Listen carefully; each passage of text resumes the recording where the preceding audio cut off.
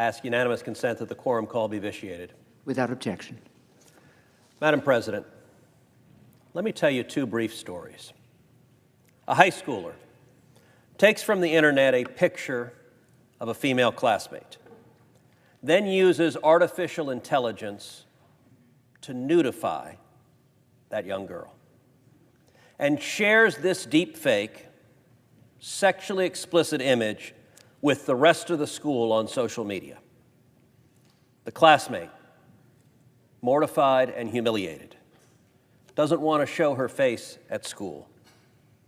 She's afraid. She spends a week begging her parents not to force her to go back. Her parents futilely report the images to the social media company, but they never hear even a word back. Meanwhile, everyone at the school knows who distributed this sexually explicit image of this 14-year-old girl, but he faces no consequences. Here's a second story. A teenage boy begins a relationship online with a young girl. He's smitten, and they decide to swap explicit photos with each other. But it turns out the teenage girl is a scammer, and he's just fallen prey to sextortion.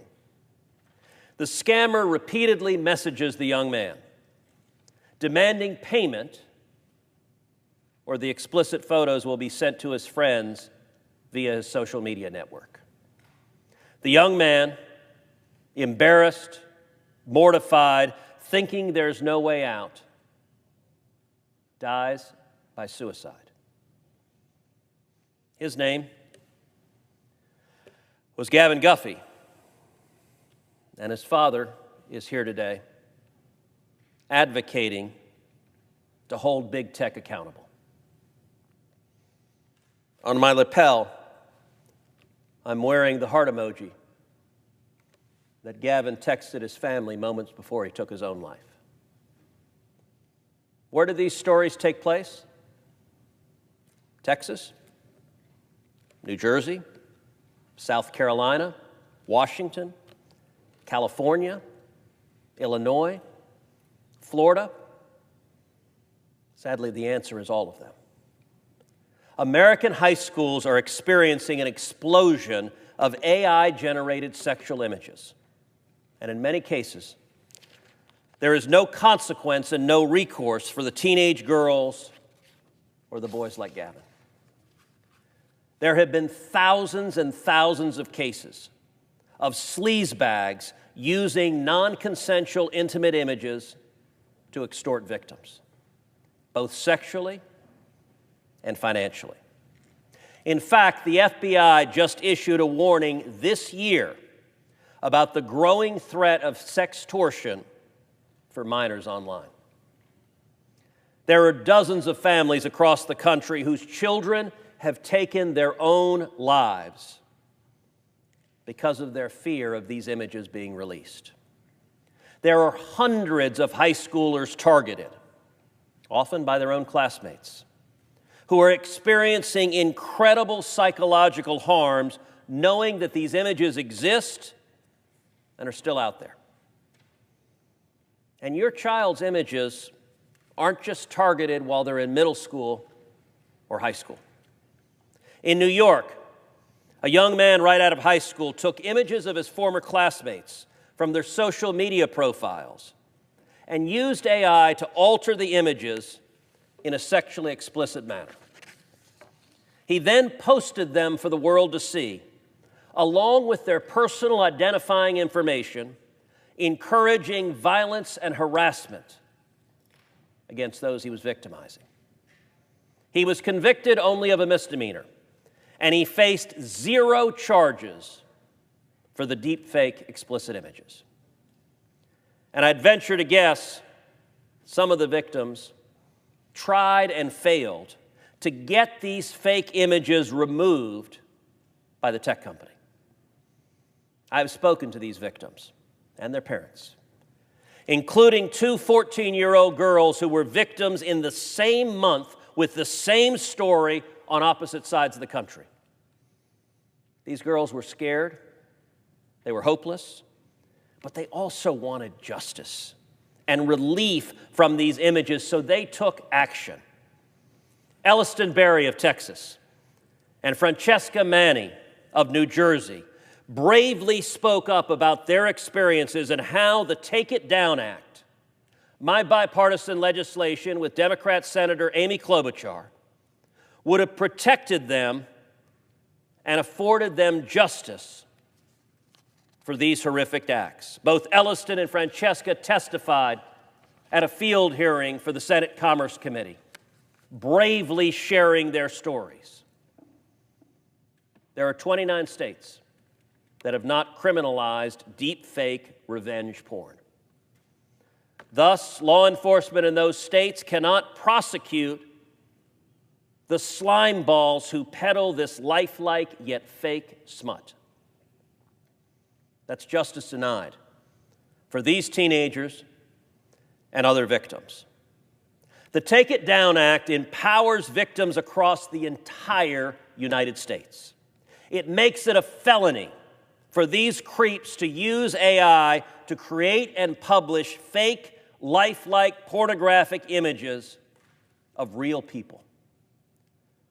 Just as importantly, our bipartisan bill requires big tech to have a notice and takedown process so that every American, not just the Taylor Swifts of this country that are famous enough that they can get the images taken down, but every American, every teenager in junior high and high school who are victimized, like Elliston and Francesca and Gavin, can get these disturbing images taken offline immediately.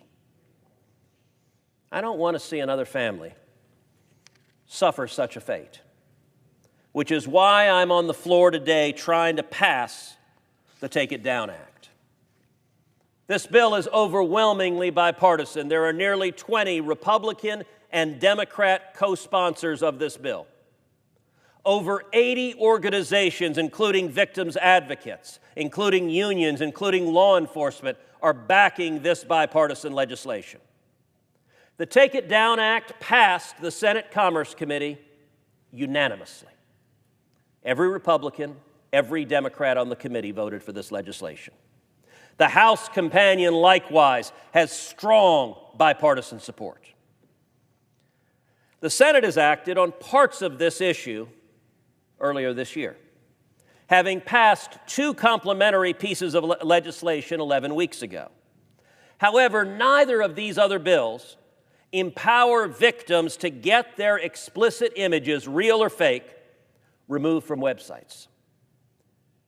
In a moment, unfortunately, you will be hearing an objection from my colleague, the senator from New Jersey, who previously supported both of these complementary bills.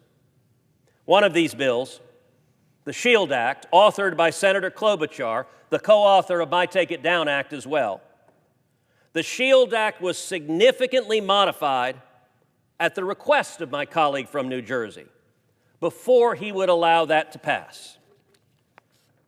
The Take It Down Act deliberately adopted the exact same language that the senator from New Jersey requested in the SHIELD Act. Everything he requested, from the same sentencing provisions to the same intent provisions to the same exceptions to the bill. Now it appears the senator from New Jersey no longer supports the language he has voted for and the language he negotiated and helped draft. It cannot be that the senator from New Jersey is concerned about free speech matters because he has already agreed to pass two bills that deal with this very same issue using the same language. I certainly hope that the senator from New Jersey doesn't actually believe that realistic child pornography, as we've described here today, is somehow protected speech under any of our legal precedents. It is not. The only difference between the two bills that perhaps the senator from New Jersey can possibly point to is that the Take It Down Act criminalizes the publication of deepfake revenge porn. an issue this body has not yet addressed, and that the Take It Down Act requires big tech companies to remove these heinous images upon notice from the victims in order to protect the victims. Neither of these positive changes are good reasons to hold up the bill, but they are essential to bringing justice to our constituents from Francesca to Elliston.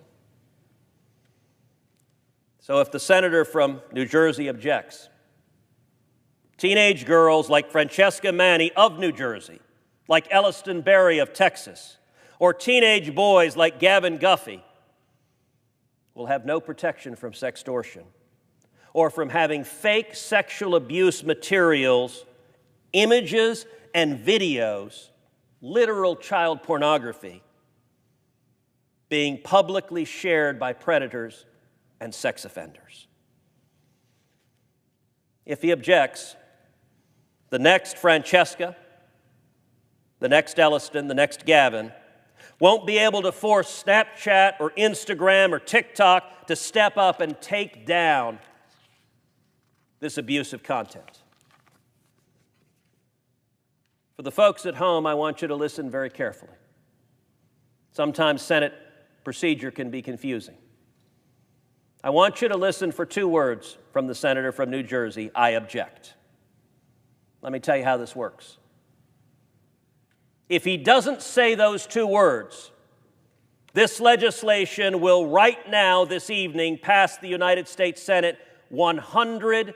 And understand, this legislation, 99 senators have already indicated they have no objections to this legislation.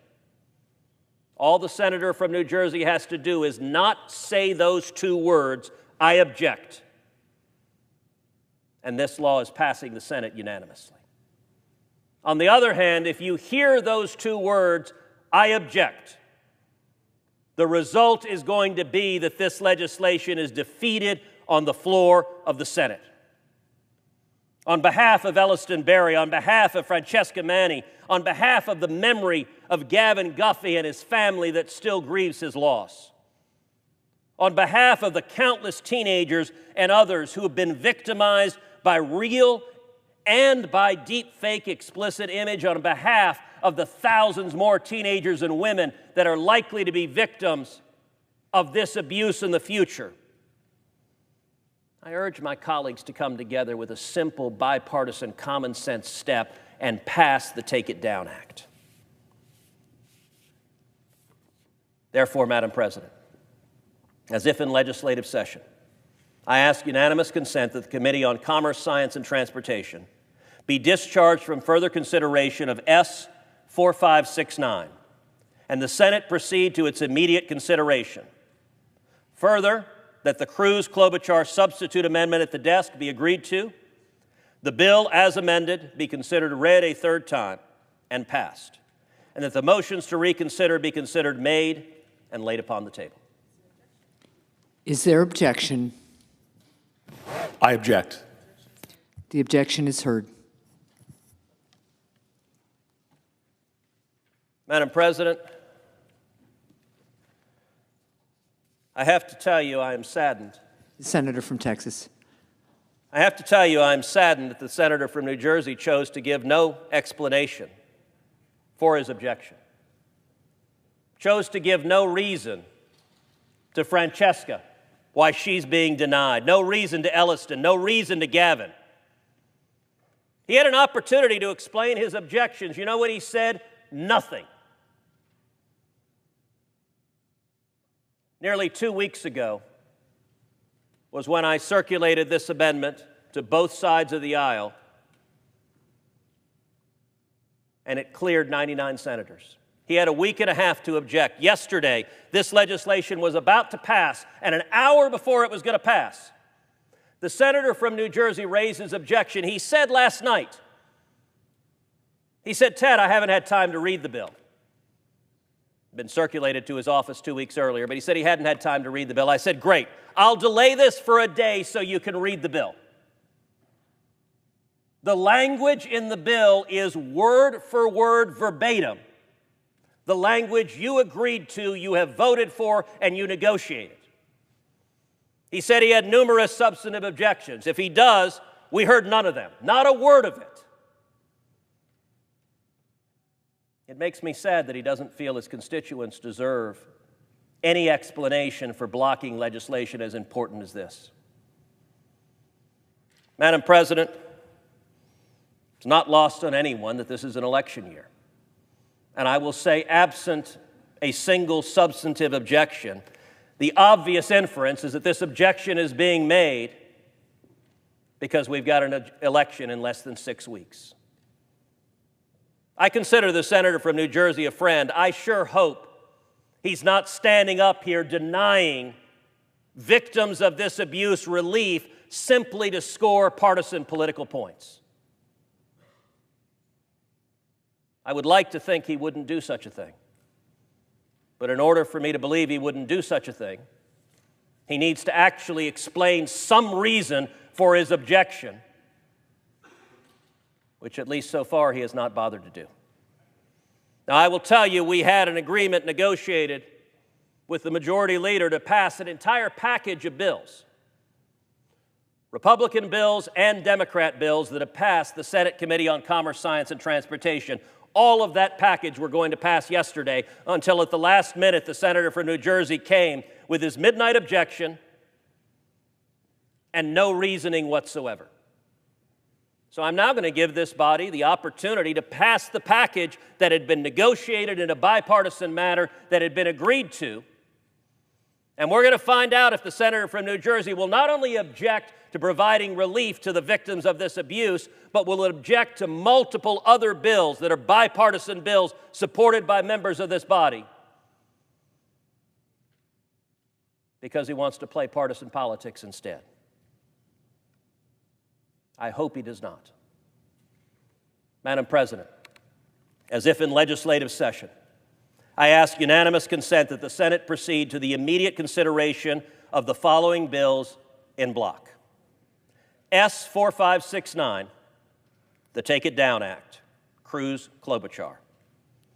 Calendar number 473, S. 275, the Rural Broadband Protection Act of 2024, Capito Klobuchar. Calendar number 474, S. 1570, the Bottles and Breastfeeding Equipment Screening Enhancement Act, Duckworth and Daines. Calendar number 285, S. 1153, the National Manufacturing Advisory Council for the 21st Century Act, Peters and Rubio.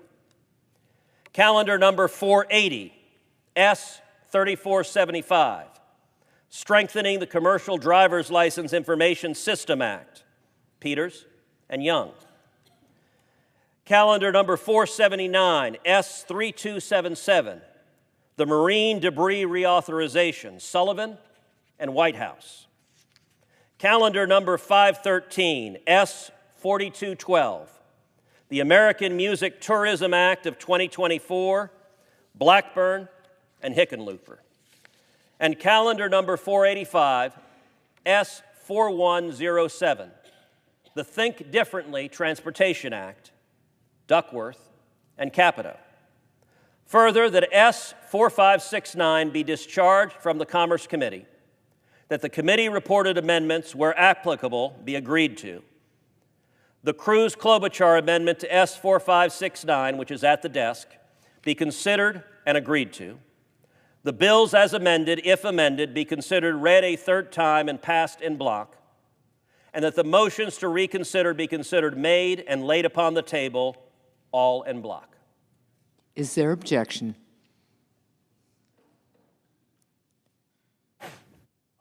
Object. The senator from New Jersey, objection is heard. Madam President, I suggest the absence of a quorum.